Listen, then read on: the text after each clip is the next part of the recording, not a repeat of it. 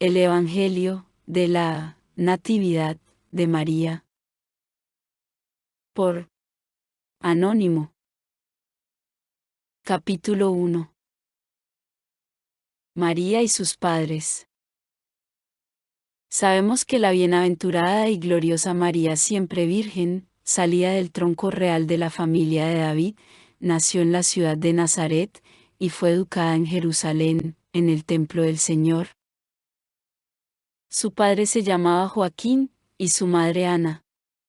Su familia paterna era de Galilea, de la ciudad de Nazaret, y su familia materna era de Betlehem. Y la vida de ambos esposos era sencilla y santa ante Dios, y piadosa e irreprensible ante los hombres. Todos sus bienes, en efecto, los habían dividido en 3 partes, consagrando la primera al templo y a sus servidores, distribuyendo la segunda entre los pobres y los peregrinos, y reservándose la tercera para sí mismo y para los menesteres de su hogar. Y de esta manera, amados por Dios y buenos para los hombres, habían vivido durante cerca de 20 años en un casto connubio, sin tener descendencia. No obstante, habían hecho voto, si por acaso Dios les daba un hijo, de consagrarlo al servicio del Señor. Y, así, cada año, acostumbraban, en los días festivos, a ir, piadosos, al templo. Capítulo 2.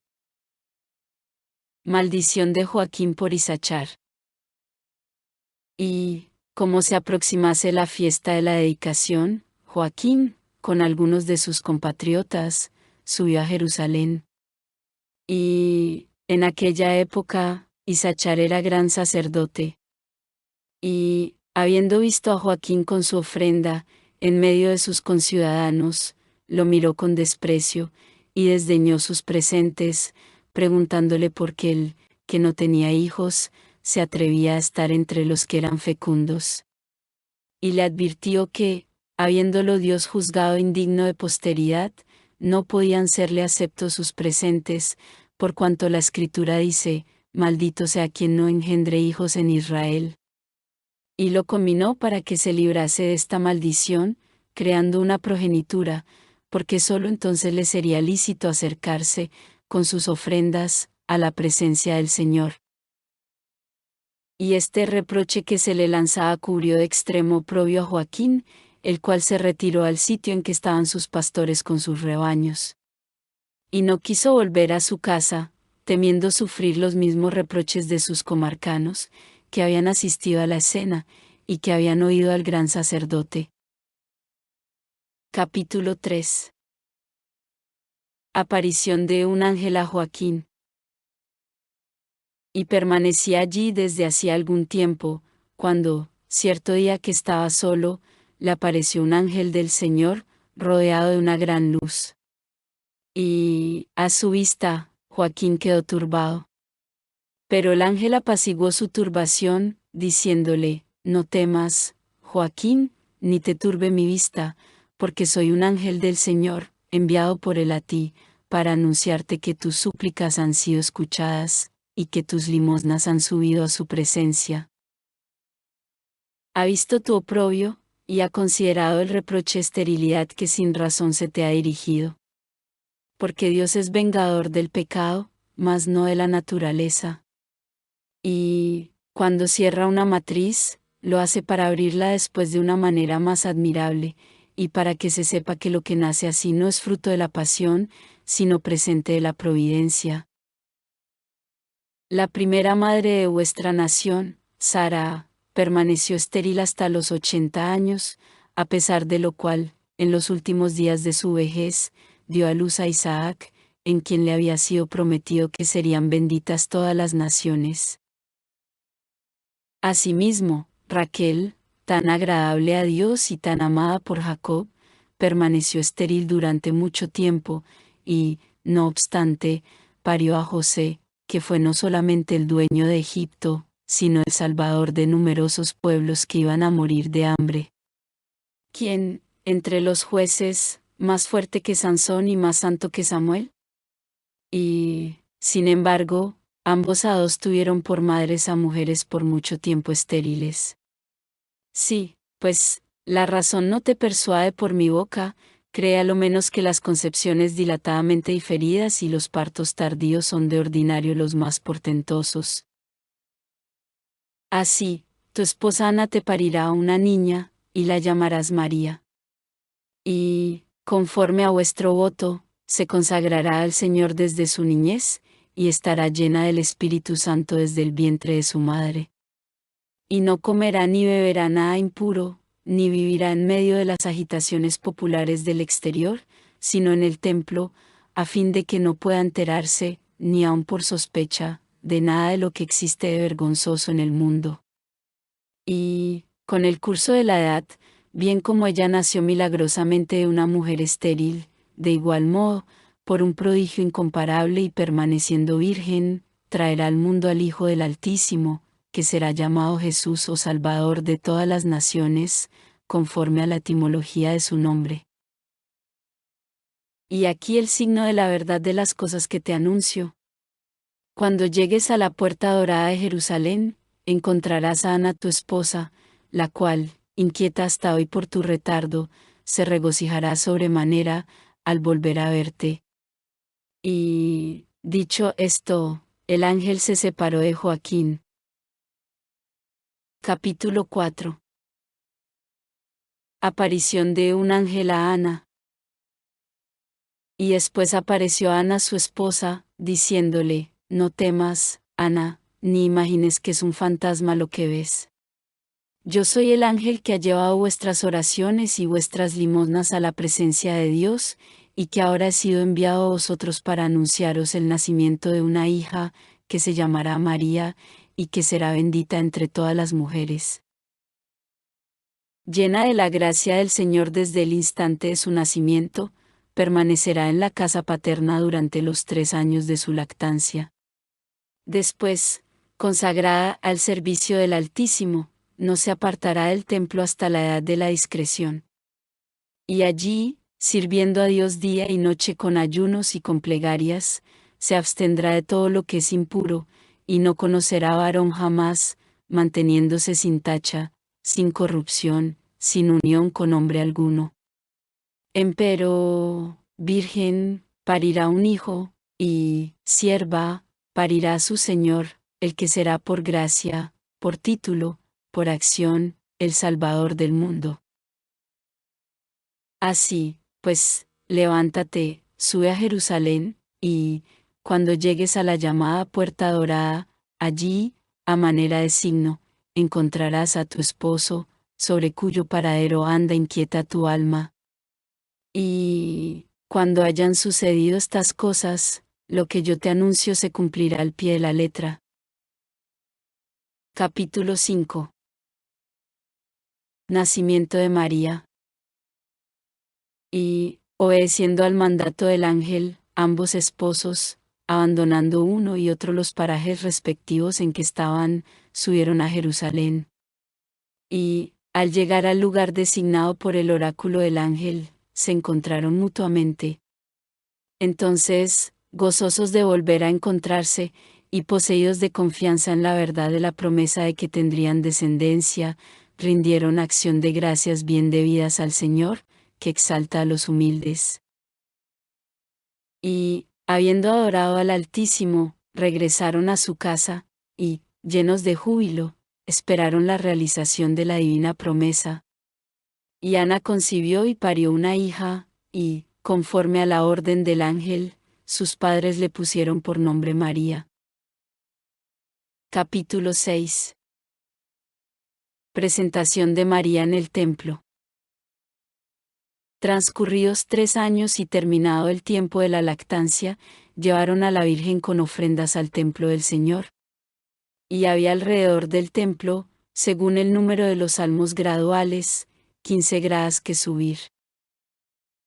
Porque, estando el templo situado sobre una altura, solo por gradas era accesible el altar de los holocaustos, que estaba situado en el exterior. Y sobre la primera de aquellas gradas colocaron los padres a la bienaventurada María, todavía muy pequeña. Y, en tanto que ellos se quitaban los vestidos de viaje, para ponerse, siguiendo la costumbre, trajes más bellos y más propios de la ceremonia, la Virgen del Señor subió todas las gradas, sin mano alguna que la condujese, de tal suerte que todos pensaron que no le faltaba nada, a lo menos en aquella circunstancia, de la perfección de la edad. Es que el Señor, en la infancia misma de la Virgen, operaba ya grandes cosas, y mostraba por aquel milagro lo que sería un día. Y, después de haber celebrado un sacrificio conforme al uso de la ley, dejaron allí a la Virgen, para ser educada en el recinto del templo, con las demás vírgenes. Y ellos regresaron a su casa. Capítulo 7. Negativa de la Virgen a contraer matrimonio ordinario. Y la Virgen del Señor, a la vez que en edad, crecía igualmente en virtud, y según la palabra del salmista, su padre y su madre la habían abandonado, pero Dios la había recogido. A diario, en efecto, era visitada por los ángeles, y a diario gozaba de la visión divina, que la libraba de todo mal, y que la hacía abundar en toda especie de bienes. Así llegó a los 14 años, y, no solamente los malos no podían encontrar en ella nada reprensible, sino que todos los buenos que la conocían juzgaban su vida y su conducta dignas de admiración. Entonces el gran sacerdote anunció en público que todas las vírgenes que habían sido educadas en el templo, y que tenían 14 años, debían volver a sus hogares, y casarse, conforme a la costumbre de su nación y a la madurez de su edad. Todas las vírgenes obedecieron con premura esta orden. Solo María, la Virgen del Señor, declaró que no podía hacerlo. Como sus padres la habían consagrado primero a Dios, y ella después había ofrendado su virginidad al Señor, no quería violar este voto, para unirse a un hombre, fuese el que fuese. El gran sacerdote quedó sumido en la mayor perplejidad. Él sabía que no era lícito violar un voto contra el mandato de la Escritura, que dice, haced votos, y cumplidlos. Mas, por otra parte, no le placía introducir un uso extraño a la nación. Ordenó, pues, que, en la fiesta próxima, se reuniesen los notables de Jerusalén y de los lugares vecinos, por cuyo consejo podría saber cómo le convendría orar en una causa tan incierta. Y así se hizo, y fue común parecer que había que consultar sobre ese punto a Dios. Y, mientras todos se entregaban a la oración, el gran sacerdote avanzó para consultar al Señor, según la costumbre. Y, a poco, una voz, que todos oyeron, salió del oráculo y del lugar del propiciatorio. Y esa voz afirmaba que, de acuerdo con la profecía de Isaías, debía buscarse a quien debía desposar y guardar aquella virgen. Porque es bien sabido que Isaías vaticinó, y saldrá una vara del tronco de Isaí, y un vástago retoñará de sus raíces. Y reposará sobre él el Espíritu del Señor, espíritu de inteligencia y de sabiduría, espíritu de fortaleza y de consejo, espíritu de conocimiento y de temor del Altísimo. Y, conforme a esta profecía, el gran sacerdote ordenó que todos los hombres de la casa y de la familia de David, aptos para el matrimonio y no casados, llevasen cada uno su vara al altar, y que debía ser confiada y casada la Virgen con aquel cuya vara produjera flores, y en la extremidad de cuya vara reposase el Espíritu del Señor en forma de paloma. Capítulo 8. Recae en José la elección de esposo para la Virgen. Y había, entre otros, un hombre de la casa y de la familia de David, llamado José y ya avanzado en edad. Y, al paso que todos fueron ordenadamente a llevar sus varas, él omitió llevar la suya. Y, como nada pareció que correspondiese al oráculo divino, el gran sacerdote pensó que había que consultar de nuevo al Señor. El cual respondió que, de todos los que habían sido designados, solo el que no había llevado su vara, era aquel con quien debía casarse la Virgen. José fue así descubierto. Y, cuando hubo llevado su vara, y en su extremidad reposé una paloma venida del cielo, todos convinieron en que a él le pertenecía el derecho de desposar con María. Y, una vez celebrados los desposorios, se retiró a Betlehem, su patria, para disponer su casa, y preparar todo lo necesario para las nupcias. Cuanto a María, la Virgen del Señor, volvió a Galilea, a casa de sus padres, con otras 7 vírgenes de su edad y educadas con ella, que le había dado el gran sacerdote. Capítulo 9. Revelación hecha por un ángel a la Virgen. Y, en aquellos días, es decir, desde los primeros tiempos de su llegada a Galilea, el ángel Gabriel fue enviado a ella por Dios, para anunciarle que concebiría al Señor, y para exponerle la manera y el orden según el cual las cosas pasarían. Y, entrando en su casa, inundando con gran luz la habitación en que se encontraba, y saludándola muy graciosamente, le dijo: Salve María, Virgen muy agradable a Dios, Virgen llena de gracia, el Señor es contigo, bendita eres entre todas las mujeres, bendita eres por encima de todos los hombres que hasta el presente han nacido. Y María, que conocía ya bien las fisonomías angélicas, y que estaba habituada a recibir la luz celeste, no se amedrentó ante la visión del enviado divino, ni quedó estupefacta ante aquella luz. Únicamente la palabra del ángel la turbó en extremo.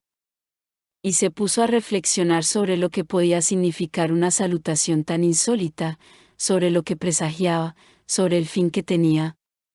Y el ángel divinamente inspirado previno estas dudas, diciéndole: No temas, María, que mi salutación oculte algo contrario a tu castidad.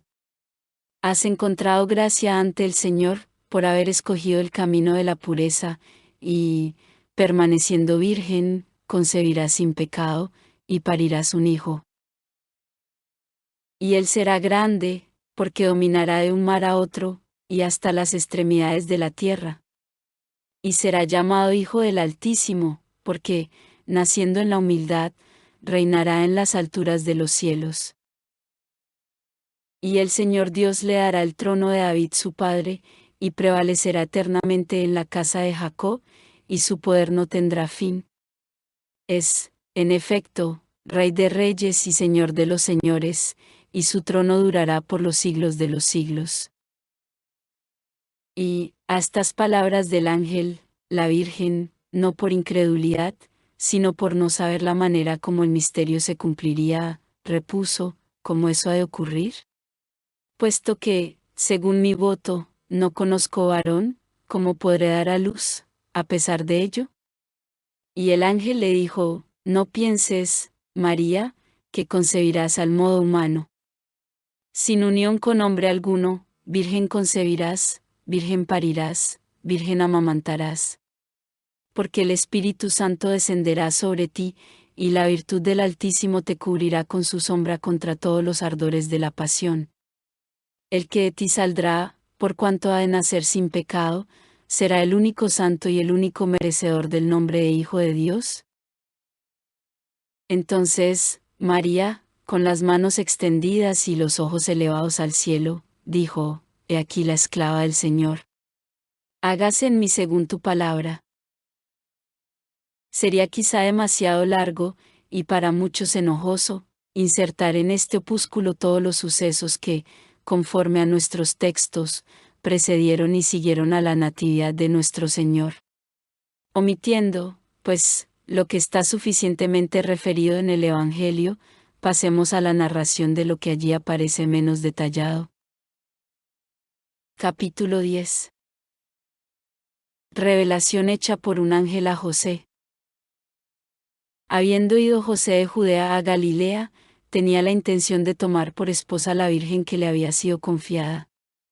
Porque, desde el día de los desposorios, habían transcurrido ya 3 meses, y había comenzado el cuarto. Y, en el intervalo, el vientre de la Virgen se había hinchado, hasta el punto de manifestar su embarazo, cosa que no pudo escapar a José, quien, según la costumbre de los desposados, entraba más libremente a ver a María, y conversaba más familiarmente con ella, por lo que descubrió su estado. Y comenzó a agitarse y a turbarse, ignorando lo que le sería preferible hacer. Como hombre justo, no quería entregarla, y, como hombre piadoso, no quería infamarla, haciendo recaer sobre ella sospecha de fornicación. Pensó, pues, en disolver secretamente su matrimonio, y en devolverla secretamente. Y, estando en estas cavilaciones, he aquí que un ángel del Señor le apareció en sueños, y le dijo: José, hijo de David, no temas, ni imagines que hay en la Virgen nada de vergonzoso, porque lo que ha nacido en ella, y que hoy angustia tu corazón, no es obra de un hombre, sino del Espíritu Santo. Entre todas las mujeres, solo ella, permaneciendo virgen, traerá el Hijo de Dios al mundo, y darás a este Hijo el nombre de Jesús, es decir, Salvador, porque salvará a su pueblo de sus pecados. Y José, conforme a la orden del ángel, tomó a María por esposa. Mas no la conoció, sino que la guardó en castidad. Y, llegado el final del 9º mes del embarazo, José, tomando consigo a la Virgen y a las demás cosas que le eran necesarias, partió para la ciudad de Betlehem, de donde era oriundo. Y sucedió que, durante su estancia en aquel lugar, sobrevino el tiempo del parto de María, la cual trajo al mundo, como los evangelistas nos han enseñado, a su Hijo primogénito, nuestro Señor Jesucristo, que vive y reina, con el Padre y con el Espíritu Santo, por todos los siglos de los siglos.